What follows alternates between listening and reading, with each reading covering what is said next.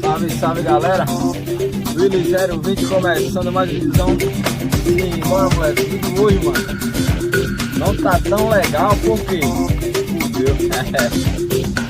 Tô trazendo vídeo, mas o vídeo vai ser diferente do que vocês estão acostumados a presenciar. Vocês estão tendo trocar o burrinho de freio traseiro da Parati Surf.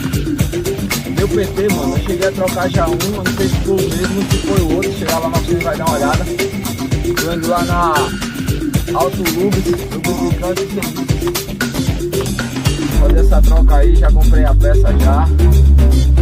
Chegar lá, eu gravo mais pra vocês aí.